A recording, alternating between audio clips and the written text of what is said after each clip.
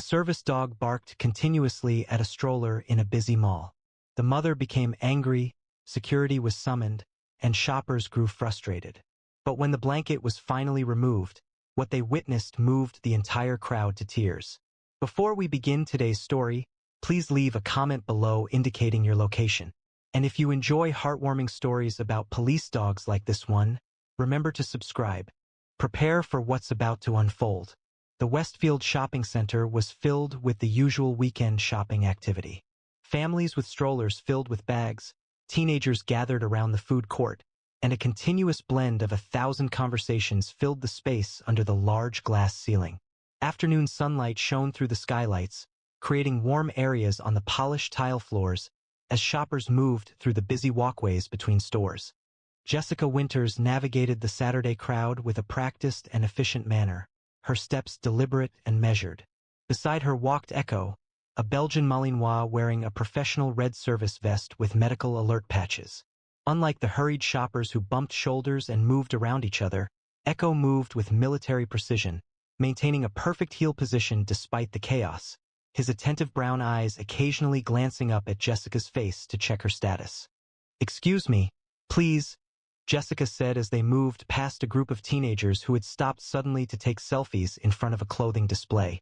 She kept her right hand lightly on Echo's specialized mobility harness, not because she required the physical support that day, but because the connection helped her feel stable amidst the overwhelming sights and sounds of the mall. The holiday decorations had already been put up, even though Thanksgiving was still 2 weeks away. Large silver and red decorations were suspended from the ceiling, and artificial pine garlands adorned the railings of the second-floor walkways. A faint piano version of Winter Wonderland played from afar, struggling to be heard over the noise of the crowd, the sounds of conversations, squeaking stroller wheels, and periodic announcements from the mall's public address system. Jessica glanced at her watch. It was 2:17 p.m. She had planned this trip carefully, arriving after the lunch rush but before the evening crowd descended. Her mental checklist was almost finished.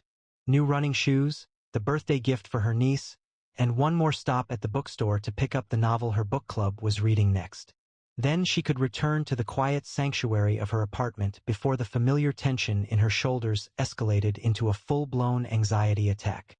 Echo stayed calm and composed, his training clearly visible in his deliberate actions. He didn't behave like typical dogs who might investigate spilled food or react to appealing smells. Instead, he concentrated entirely on Jessica and any possible dangers to her safety. When a young child unexpectedly cried at a store called Toyland, Echo quickly assessed Jessica's response, prepared to offer deep pressure therapy should the noise upset her. Fortunately, this was a positive day. Jessica reacted with a slight flinch, then proceeded walking with a deep breath. The central court of the mall appeared before them, a circular space featuring a decorative fountain and benches for weary shoppers to rest. Jessica guided them toward the quieter path along the perimeter, avoiding the congested group of people observing a weekend product demonstration. Echo modified his speed seamlessly, guiding their path as though he and Jessica functioned as one unit within the crowd, their synchronicity stemming from countless hours of shared experience. Jessica had not always required Echo's presence. 5 years ago, she was Staff Sergeant Jessica Winters, a combat medic with the 4th Infantry Division, recognized for maintaining remarkable composure amidst the most severe mass casualty events. She had treated wounded soldiers under fire, stabilized blast injuries in helicopters, and once performed an emergency airway procedure during a sandstorm with almost zero visibility. Her commanding officers had described her as unshakable. Then occurred the roadside bomb outside Kandahar. Jessica had been the first to respond, treating 3 critically wounded soldiers while awaiting medevac. She had rescued all 3, but the 4th, her closest friend on the deployment, had died despite her desperate efforts. The consequences were stark: traumatic brain injury, shrapnel wounds to her left leg, and the unseen wounds of PTSD that ultimately proved more debilitating than her physical injuries. Returning to civilian life had become a minefield of triggers. Crowds, sudden noises, certain smells that instantly transported her back to the worst moments of her service. She explored therapy, medication, and support groups, but none provided complete relief until the VA's service dog program paired her with Echo 3 years ago. Echo was a unique service dog. This Belgian Malinois had been removed from a military working dog program, not due to a lack of skill, but because of his gentle nature, a characteristic that made him ideally suited for medical alert duties. His specialized training encompassed recognizing the minute biochemical alterations that foreshadow Jessica's panic attacks and seizures, a complication stemming from her TBI that occurred infrequently but posed a significant risk.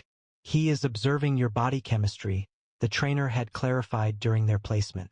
Variations in your respiration, minuscule perspiration, and even alterations in your walk that you won't perceive deliberately. Echo will provide a warning before you are even aware of an issue. Their bond had developed past the boundaries of training. Echo possessed a remarkable skill in evaluating risks in Jessica's surroundings, differentiating between minor anxieties and real threats.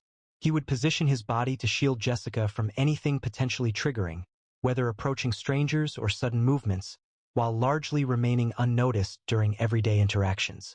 Above all, Echo had restored Jessica's independence. Prior to this, she had rarely left her apartment, neglecting medical appointments and withdrawing from friends and family. Currently, she volunteers twice weekly at the VA hospital, has restarted her nursing education, and can navigate public spaces like this mall, still challenging but achievable with Echo's consistent support and alerting abilities. Many people didn't realize that beneath Echo's calm professional appearance lay a dog capable of detecting incredibly small chemical shifts, changes undetectable by human senses or medical instruments.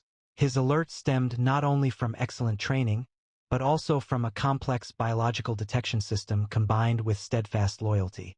Jessica directed Echo towards the central court fountain, intending to cross over to reach the bookstore on the opposite side. As they walked past a row of benches near the fountain, Echo's demeanor shifted, his ears pricked forward, his head lifted slightly higher, and his gait lost its fluid rhythm for a brief moment. Jessica noticed it instantly, having spent 3 years together. Even the slightest changes in Echo's behavior registered like alarm bells. "What is it, buddy?"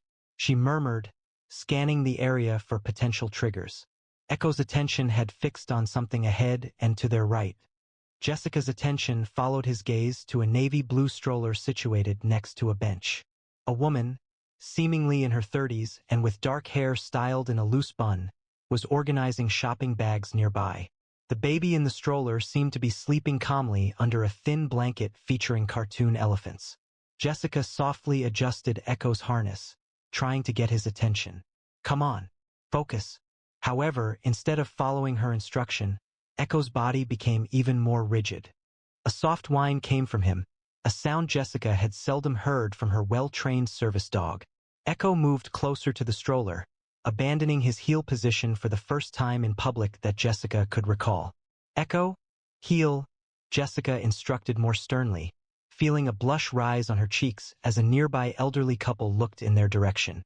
Service dogs were meant to be unobtrusive in public spaces. That was the expectation. Echo had never deviated from protocol in this way before. The dog obeyed with evident hesitation, returning to her side while still watching the stroller. After 3 more steps, Echo stopped abruptly, firmly placing his feet and declining to budge from the stroller's line of sight. "Is something the matter with your dog?" the mother inquired, observing Echo's focused attention. Her voice carried a trace of irritation as she looked between her shopping bags and the service dog. "I'm sorry," Jessica started, but Echo interrupted her apology with a quick, forceful bark that resonated across the central court. People shopping turned towards the sound, their faces showing a mix of curiosity and disapproval. "Control your dog, please," the mother stated, her annoyance now clear. "You're frightening my baby." However, the baby hadn't moved at the loud bark, a detail that Jessica's training immediately recognized as odd. Typically, sleeping infants would react with a start to such a sound. Echo barked once more, then again, his barks becoming increasingly urgent. It wasn't aggression.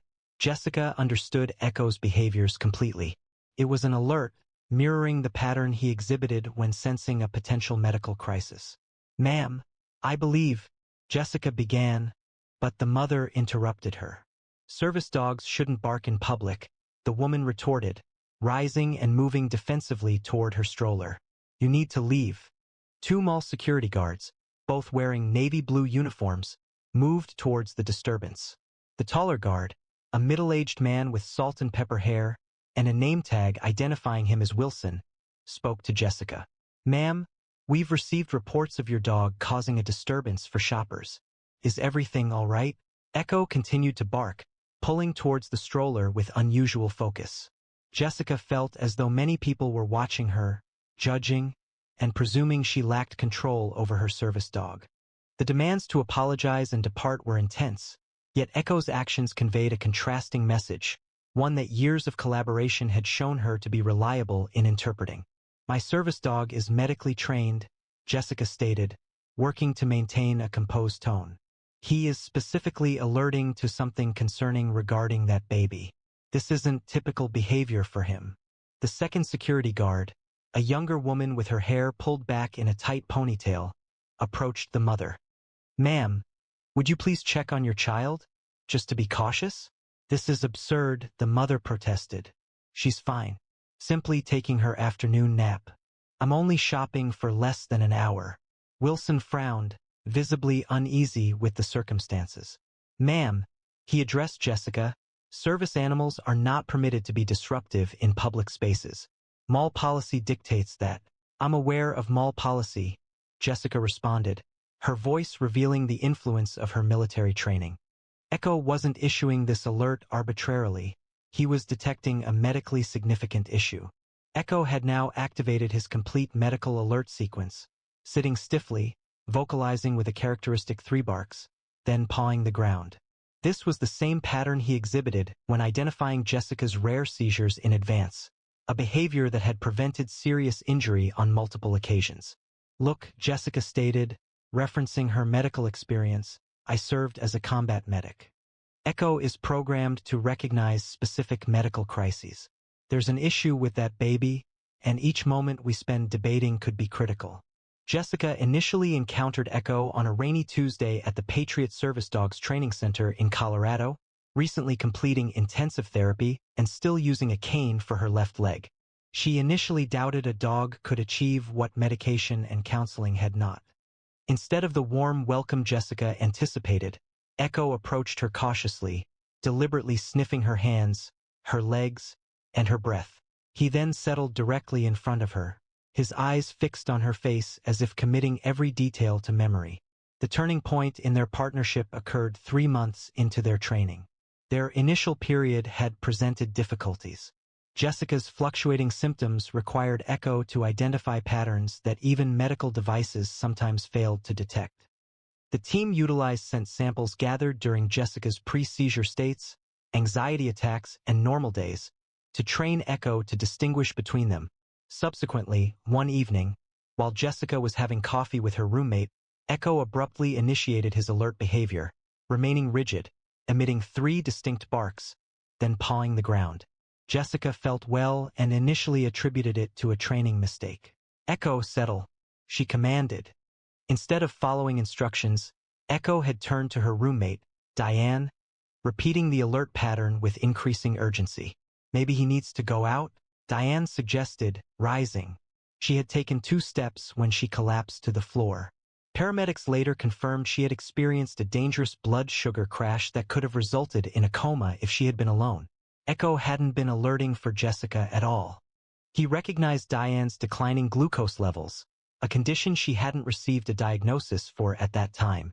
Following that day, Jessica's faith in Echo became unwavering. Whenever he provided an alert, she responded, irrespective of whether she experienced any symptoms herself. That established history of trust is what provided Jessica with the assurance to maintain her position now. Although met with skeptical looks and the mother's initial hesitation, Echo had gained her confidence through demonstrated dependability, and she was committed to supporting his warning, regardless of any awkwardness. A small group of people had assembled, whispering amongst themselves. An older woman approached. Perhaps you should examine the baby, dear. It's better to be cautious. The mother's certainty lessened a little as she looked at her child, who remained perfectly still. She claimed to be a deep sleeper, but a note of doubt entered her voice. Your baby hasn't reacted to any sounds, Jessica remarked gently. Not even a flinch at Echo's barking. That wasn't typical behavior for an infant. The mother's face changed as she processed this.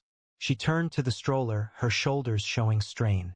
Please, please, Jessica said, her voice becoming more gentle. Echo has never been incorrect about a medical alert. Not in 3 years. My concern for your daughter prompted my request. The security guards looked at each other, appearing uncertain about the appropriate procedure for this uncommon circumstance. Wilson approached the stroller. Ma'am, may we briefly examine the situation? He asked. Then everyone can resume their activities. The mother paused, then agreed, moving towards the stroller. Very well. I'll demonstrate that she is simply sleeping, and then I anticipate an apology. Jessica remained behind, ensuring Echo stayed calm as the mother bent over the stroller and carefully pulled back the blanket with the elephant design. The woman's annoyed look quickly changed, and color left her face. Madison, she said, her voice growing louder. When the baby didn't react, she touched her daughter's cheek. Madison, wake up, baby. The security guard stepped forward instantly as the mother's voice rose to panic. She's not waking up. Tears streamed down her face as she desperately unfastened the stroller's buckles. If something's wrong, please help. Wilson quickly radioed for medical help, and his partner assisted the mother in lifting the unresponsive infant from the stroller. The baby's lips were slightly bluish, and while her chest rose with shallow breaths, she didn't respond to her mother's increasingly frantic efforts to rouse her. I'm a former combat medic, Jessica stated, stepping forward with composure. Can I assist while we await medical personnel? The mother nodded vigorously, tears running down her face as Jessica drew near. Echo remained calm, his earlier urgent alerting now replaced by watchful observation. Jessica assessed the baby's vital signs with practiced skill. She is breathing, but it's shallow. Pulse is detectable but weak. Jessica turned to the mother. Has Madison been unwell recently? Are there any existing medical concerns? No, nothing, the mother responded, stammering. During her routine checkup last week, everything was perfect. She simply fell asleep while shopping. An older man then approached from the assembled group. I'm Dr. Brenner, a pediatrician, he stated. May I examine her? With the mother's consent, the doctor rapidly assessed the infant. Pupils are responsive but sluggish, he observed. Temperature appears normal. He turned to Jessica and spoke softly. This looks neurological. How long has she been unresponsive? I don't know, the mother cried. She fell asleep approximately 40 minutes ago. She typically sleeps soundly during shopping trips. The movement of the stroller. Her voice faltered as the realization struck her. Oh God, has she been like this the entire time? I believed she was simply sleeping. Mall medical staff arrived with a first aid kit and oxygen. Shortly after, paramedics navigated the crowd with a gurney and pediatric medical equipment. Service dogs signaled to the baby. Dr. Brenner briefed the paramedics. The infant is unresponsive, but breathing. Possible neurological event is suspected. As the paramedics commenced their assessment, the lead EMT observed Echo, a Belgian Malinois medical alert dog. These dogs are remarkable scent detectors. Last year, we had one alert to a carbon monoxide victim who exhibited no visible symptoms. Their olfactory capabilities are extraordinary, Dr. Brenner stated, watching Echo with renewed respect. Certain studies indicate they can identify molecular changes at concentrations as low as parts per trillion. Finding it is comparable to locating a single drop of blood within 20 Olympic swimming pools. The medical uses are still being explored, especially for illnesses where early diagnosis significantly enhances results. Ramirez nodded as he secured a pulse oximeter to Madison's small finger. He had observed dogs detecting seizures prior to clinical signs, identifying malignancies before scans could, and even forecasting cardiac events.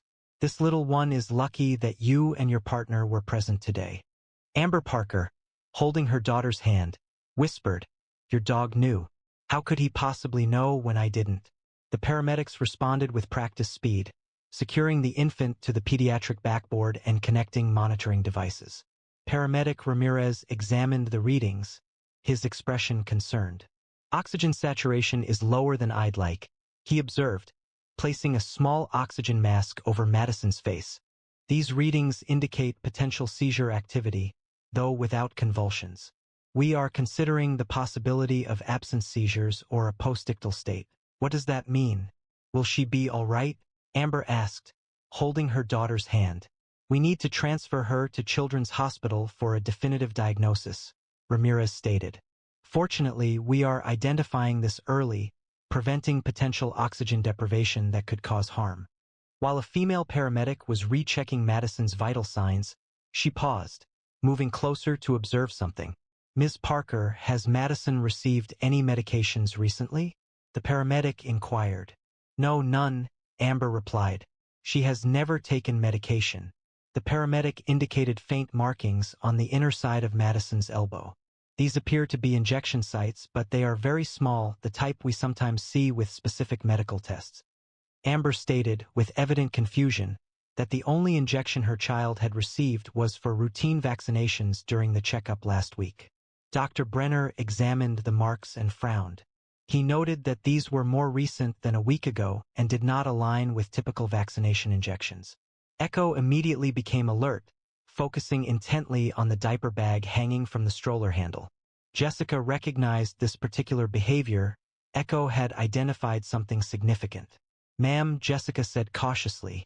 Would you mind if we examined Madison's diaper bag? Echo is signaling something within. Amber agreed promptly. Any prior doubts disappeared. Naturally, anything that could assist. Security Officer Wilson took the bag, and Jessica directed Echo through a methodical scent examination. The dog quickly pinpointed a side pocket, persistently nudging it with his nose, employing the method he uses for identifying substances. Within the pocket, a small medicine bottle was discovered, labeled as infant acetaminophen, though the security seal was broken and the bottle was only half full. I didn't place that there, Amber stated, her face growing paler. That's not our brand, and Madison hasn't required any pain medication. Ramirez carefully placed the bottle in an evidence bag. We'll have this analyzed at the hospital. It's possible it contains another substance or has been altered. The second paramedic spoke with urgency. Madison's oxygen levels are decreasing. Immediate transport is required. As preparations began to move Madison, Echo whimpered gently and rested his head against Jessica's leg. This was his way of indicating that his task was complete. He had identified the underlying issue well before human observation of the symptoms, potentially averting a significantly more severe outcome. Your dog is remarkable, Dr. Brenner told Jessica as the paramedics began moving the gurney. For 30 years, I have worked in pediatrics, and I observed no outward signs of distress in that child. Yet, he recognized the situation instantly. Amber, accompanying the gurney, glanced back at Jessica. Thank you, she said, tears flowing down her face. I'm so sorry I didn't believe you. If you hadn't insisted, she was unable to complete the sentence. Thank Echo, Jessica responded quietly. He is the hero here. The Central Court had been converted into a temporary command center. Police officers arrived soon after Madison was transported, establishing a perimeter around the stroller.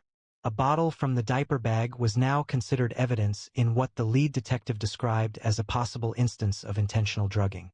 Echo remained composed beside Jessica as she provided her statement to Detective Portman, a woman with a serious expression and kind eyes who documented every aspect of Echo's warning actions with considerable interest. According to Portman, the dog identified a problem with the child prior to any outward signs of illness. Jessica corroborated this, confirming that Echo possesses specialized scent detection training for medical emergencies. He is capable of identifying chemical alterations within the body that signify specific medical occurrences. Jessica further stated that Echo specifically indicated the diaper bag after the child received treatment. She explained that he exhibits distinct alert patterns depending on the circumstances.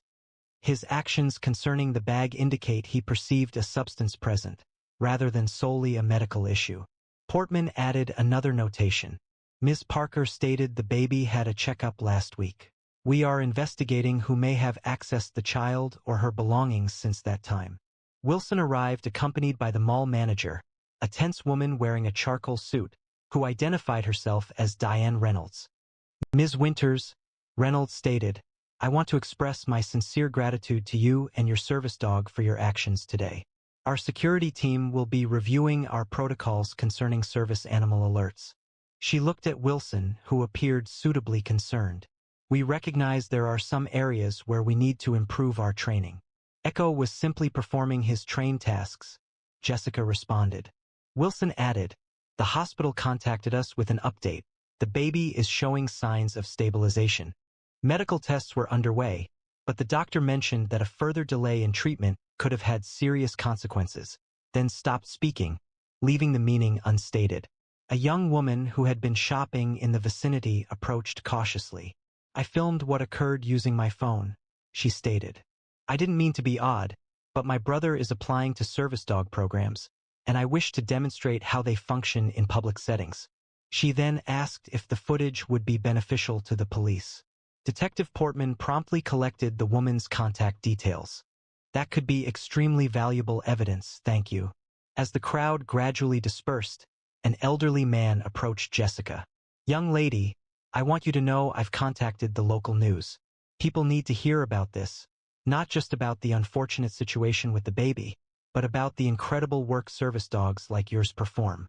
Jessica experienced a moment of worry regarding potential media coverage, but Echo instinctively leaned against her leg, offering the calming pressure that helped manage her nervous system. She inhaled deeply, concentrating on the most important aspects. Madison was undergoing treatment, an inquiry was in progress, and Echo had performed as he was trained. The police concluded securing the area while Jessica and Echo were readying to depart.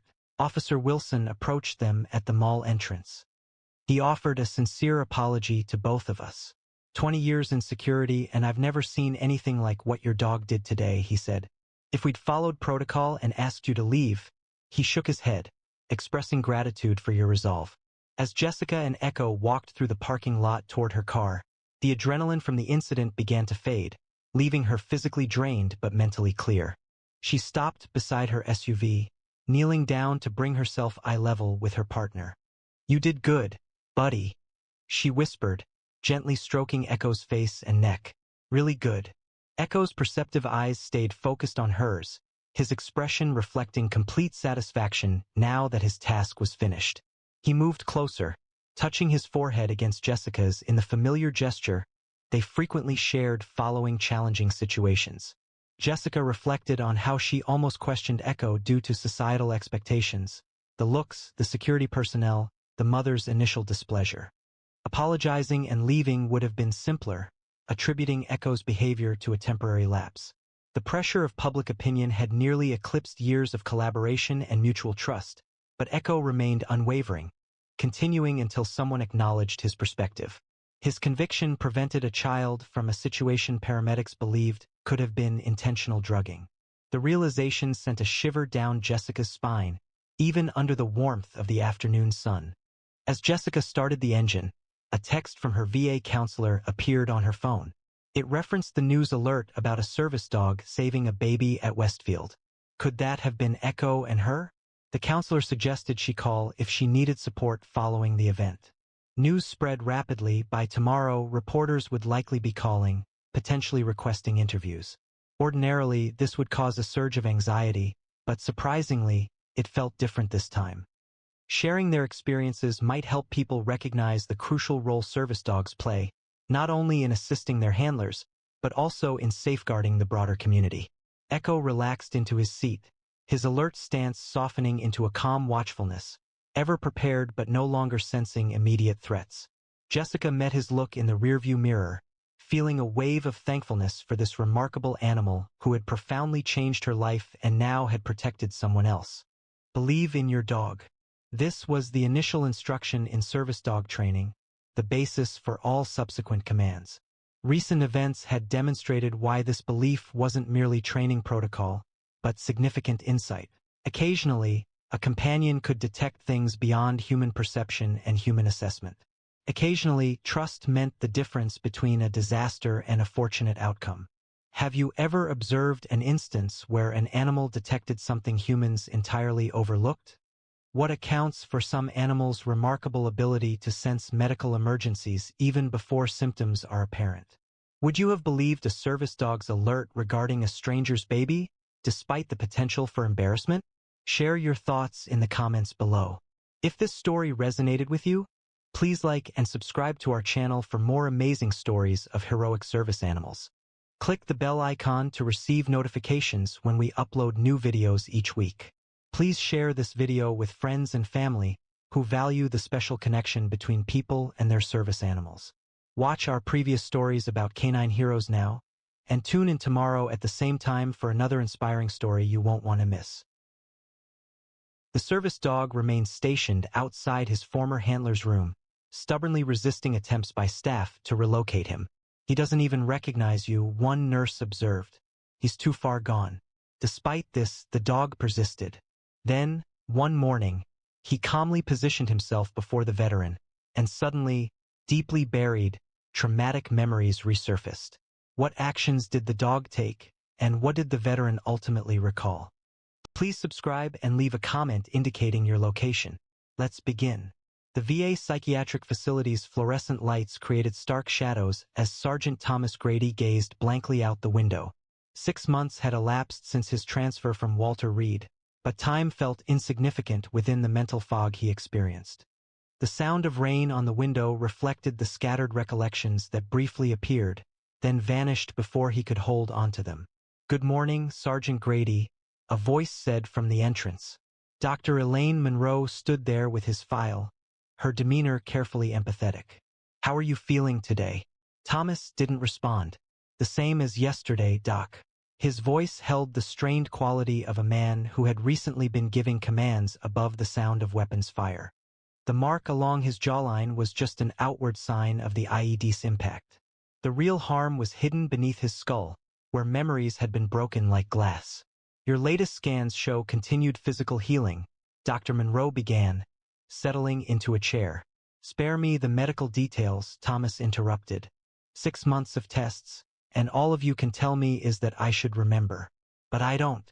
These sudden shifts from clarity to disorientation had become a defining feature of his condition. He shifted abruptly, first displaying the bearing of a soldier, then becoming agitated, seemingly overtaken by disjointed memories without explanation. "You served as a sergeant in the 5th Special Forces. 3 tours in Afghanistan, injured 6 months ago in Kandahar," she pointed out, reiterating their established routine. "So you keep telling me," Thomas responded, a hint of frustration in his voice. "But it's just words. I don't feel it." The medical personnel approached Thomas with care. 3 orderlies had been injured during his previous episodes. His physical strength had returned more quickly than his mental stability, making him a potential hazard when combat memories elicited reactions without a clear connection.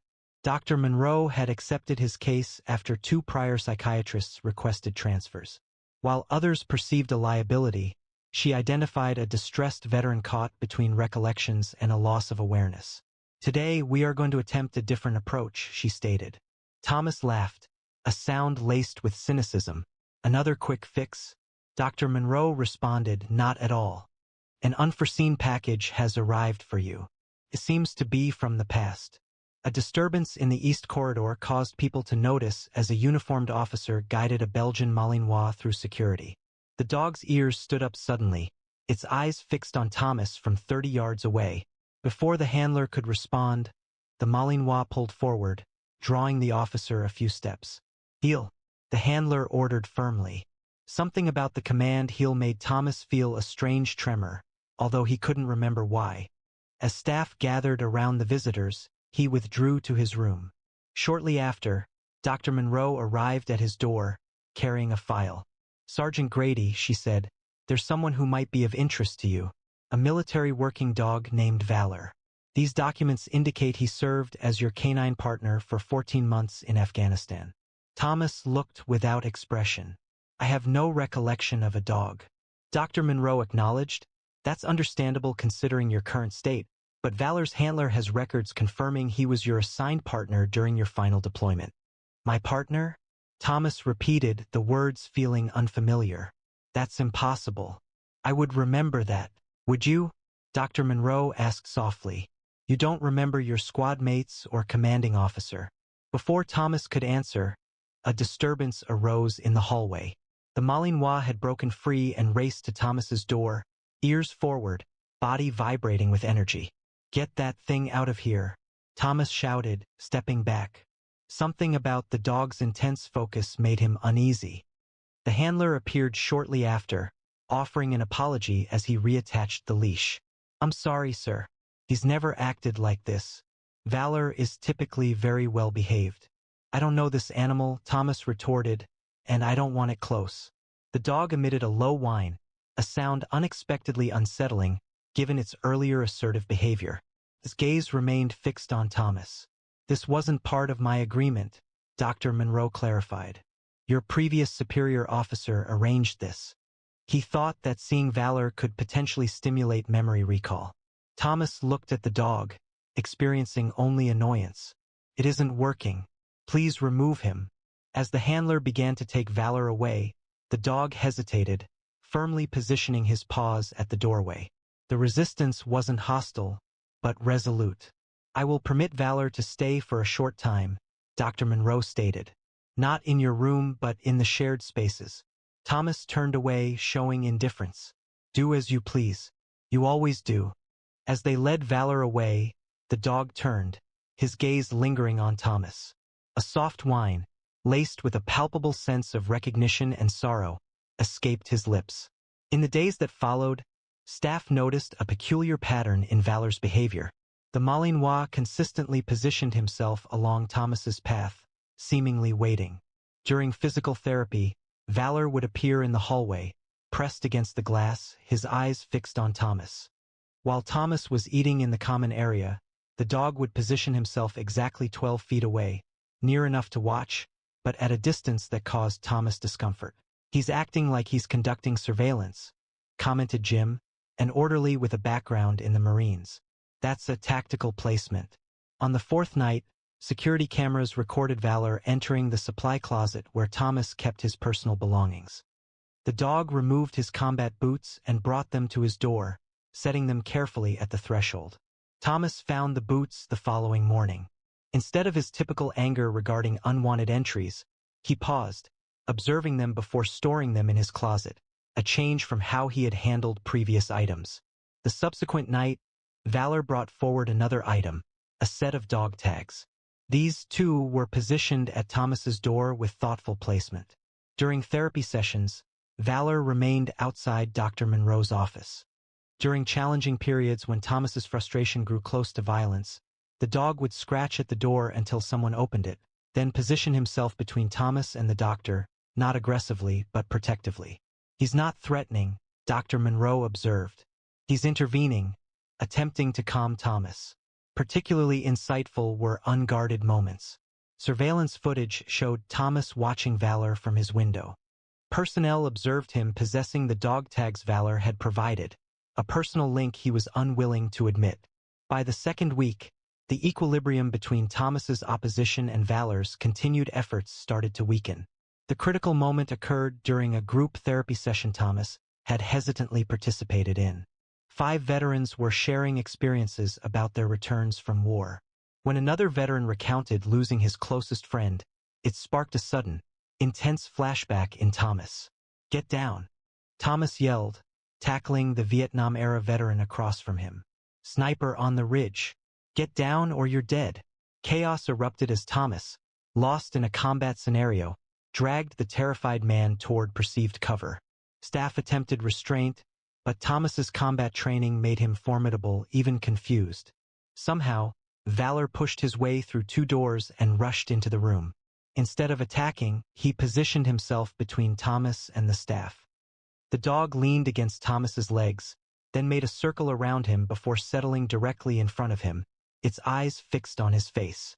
The impact was instant. Thomas stilled, his anger giving way to bewilderment. Then, a sudden realization as he dropped to his knees. What is going on? He whispered, looking around as if he were seeing the room for the very first time. The link was short-lived. As personnel attended to his victim, Thomas's confusion shifted to fury. not directed at the veteran but at Valor. "What in the world is this, huh?" he shouted, scrambling backward. Was this some kind of trick? Using animals to manipulate him? The incident led to an emergency staff meeting. Thomas had barricaded himself in his room, refusing meals and medication. "This dog is triggering severe reactions," the facility director argued. "We have other patients to consider." After debate, a compromise was reached. Valor would have 48 hours before being returned to the military program. The following morning, Thomas was in the garden, experiencing disjointed memories. He didn't realize Valor was near until the dog positioned itself directly in front of him. "Go away," Thomas snapped. "I asked them to keep you away." Valor remained still, amber eyes focused intently on Thomas's face. Thomas stood up quickly. "I said go back. I don't recognize you." He began to walk away, but lost his balance as another memory surfaced. The village again. This time, a chemical smell was present beneath the dust. The sudden dizziness caused him to drop to one knee. When his sight returned, Valor was still present, resolute. "What do you want?"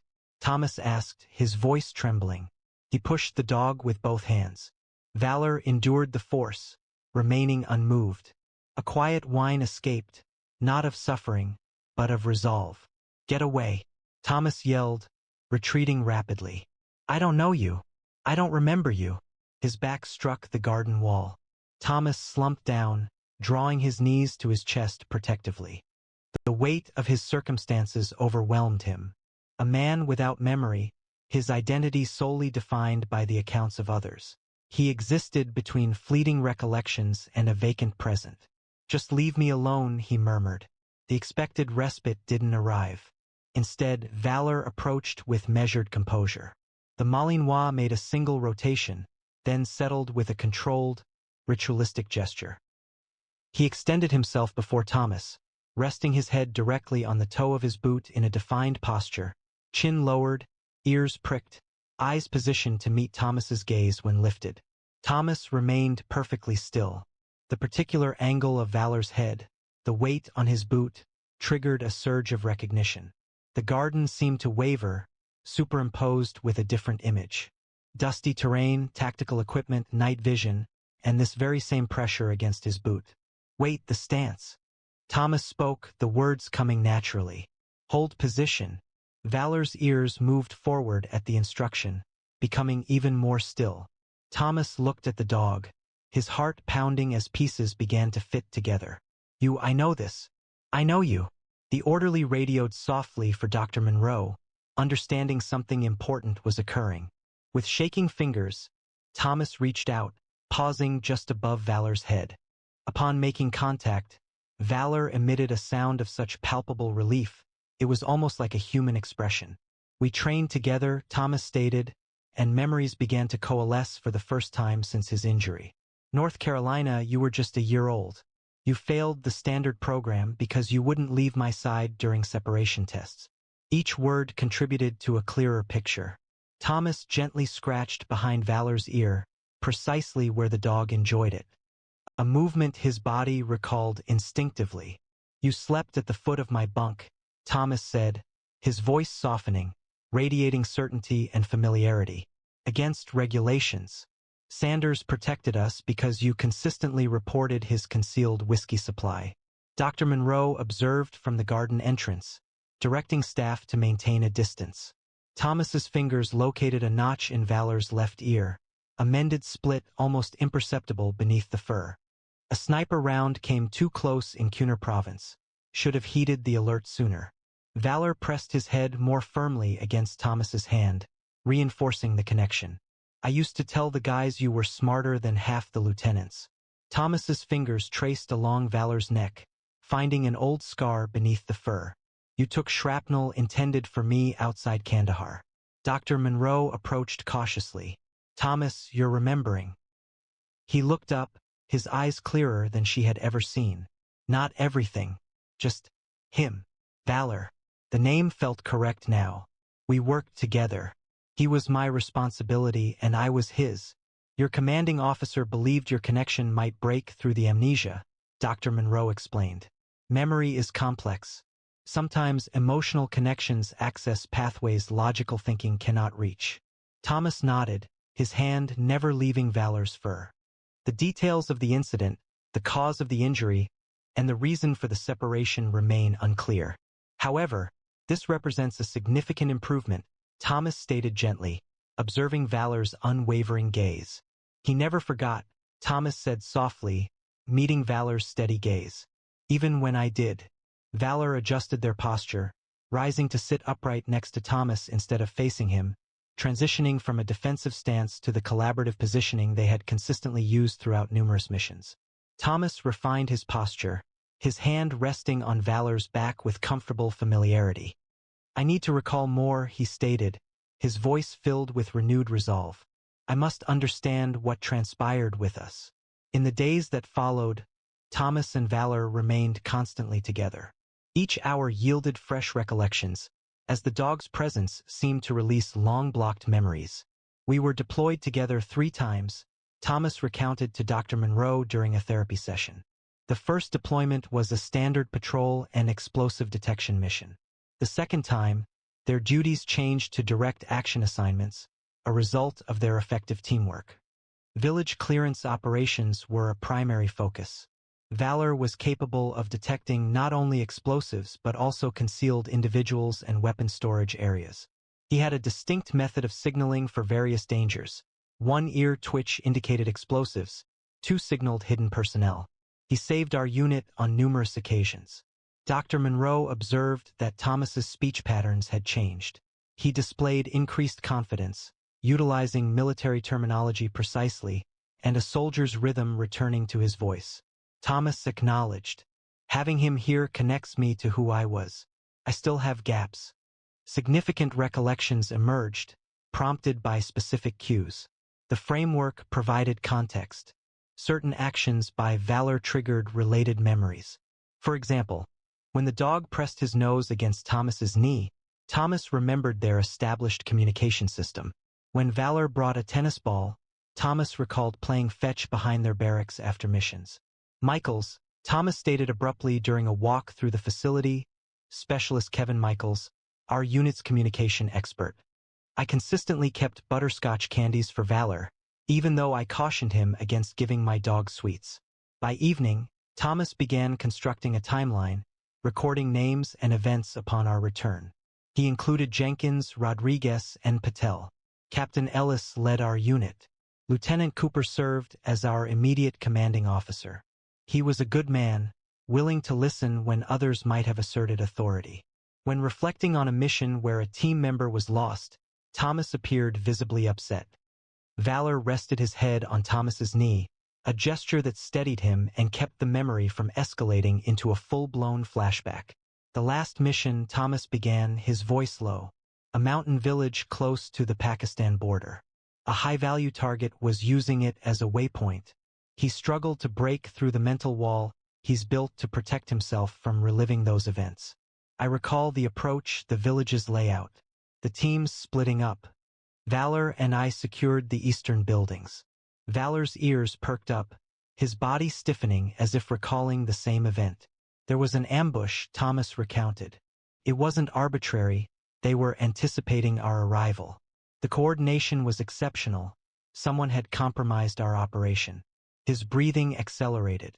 Gunfire erupted from numerous locations. Radio communications were disrupted. Men were injured. We were trapped in a courtyard enclosed by buildings. Thomas's hand gripped Valor's fur. Valor signal. Not concerning enemy fire, we knew their locations. Something different. He continued attempting to obstruct my way, issuing the explosive signal, but he denied it with a head shake. That's where the memory breaks apart once more. I recall his warning. Then, only noise, pressure, and darkness. That's sufficient for today, Dr. Monroe stated kindly. You've achieved significant advancement. The key moment occurred when a delivery truck backfired in the parking lot. The sound reverberated through the recreation room where Thomas was playing chess. He crouched, pulling the other veteran down, scanning for threats. "AD!" he shouted, completely consumed by memory. This time, the memory played out with perfect clarity. We had cleared 2 buildings, Thomas explained later. Valor pressed against his side. Michaels and Cooper were pinned down. Ellis was coordinating extraction. Valor and I were moving to provide support when heavy fire erupted. His hand instinctively went to a scar on his arm. We reached the stone wall, and that's when the situation changed. Thomas explained that Valor's behavior altered, moving from measured alerts to frantic efforts to prevent our progress. He repeatedly issued the explosive warning, but I wasn't detecting the expected triggers. There was no disturbed earth, no visible wires. His voice tightened. I initially believed he was disoriented by the gunfire. I instructed him to advance twice, and twice he declined, a behavior he had never exhibited before. Valor emitted a soft whine, seemingly recalling the event. Rodriguez was in distress, requesting assistance. I issued the instruction, authorizing movement, disregarding Valor's caution.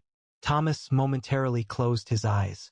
I directed him to provide healing, employing the command that bypasses his safety protocols. During the process, Valor violated procedure entirely. He attacked me, clamping onto my tactical vest, attempting to pull me back.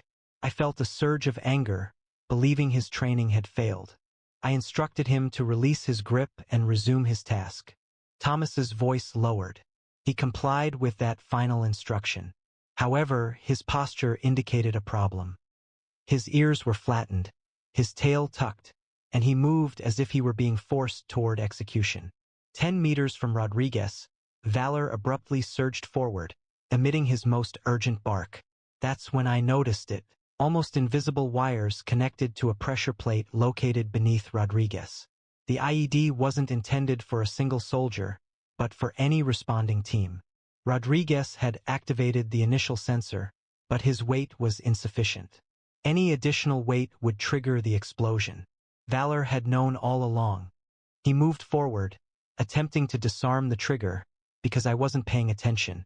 I finally grasped the situation and began calling for assistance. I had just activated my radio when the explosion resulted in Rodriguez's immediate death, critically wounded Thomas, and physically distanced him from Valor.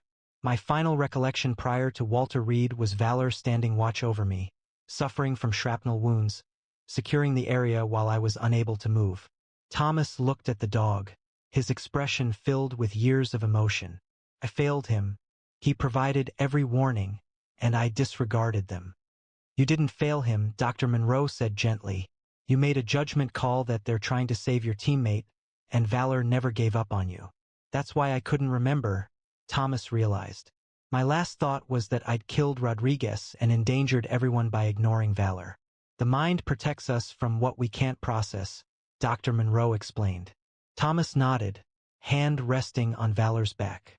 I'm ready now. The following weeks brought a remarkable transformation. Thomas's memories resurfaced in a controlled manner as a significant obstacle dissolved. While Thomas regained his strength, Valor started briefly engaging with other struggling veterans, placing himself close to them before returning to Thomas. He has always possessed the ability to perceive when someone is in distress, Thomas noted. This quality distinguished him, allowing him to understand people better than they understood themselves. The morning of Thomas's discharge dawned with autumn sunlight streaming through golden leaves.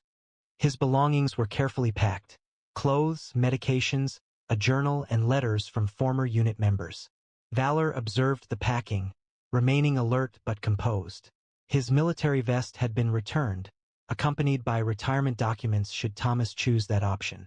Dr. Monroe knocked on the door, asking, "Everything ready?" Thomas nodded, securing his duffel bag. "As ready as I'll ever be." "Your sister has confirmed she will meet you?" "Yes, it still feels strange.